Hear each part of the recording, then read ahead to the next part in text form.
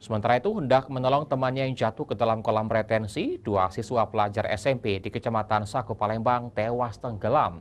Keluarga korban menangis histeris saat jenazah tiba di rumah duka.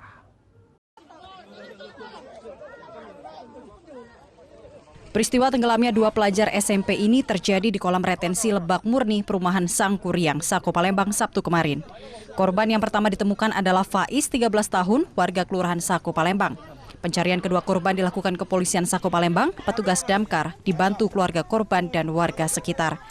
Berselang beberapa menit, korban kedua bernama Alvin, 15 tahun, warga Lakitan 1, Kelurahan Sialang, Sako Palembang juga ditemukan.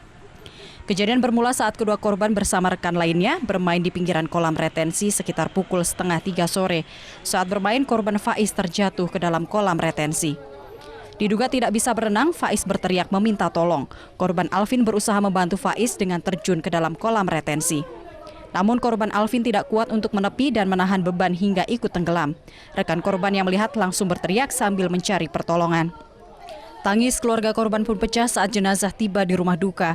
Paman korban yang ikut menyelam mencari keponakannya mengaku korban ditemukan di kedalaman 3 meter.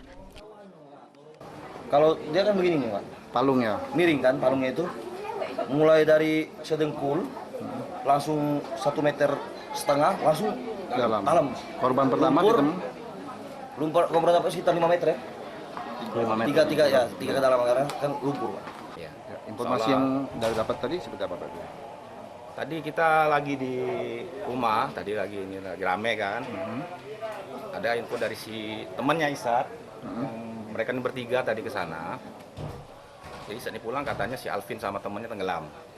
Saya telepon orang tuanya, katanya Alvin sudah meninggal, dibawa di Rumah Sakit Bayangkara. Kedua jenazah dibawa ke Rumah Sakit Bayangkara Palembang untuk dilakukan pemeriksaan. Atas permintaan keluarga, selanjutnya kedua jenazah dibawa ke rumah duka untuk dimakamkan. Dari Palembang, Firdaus, iNews melaporkan.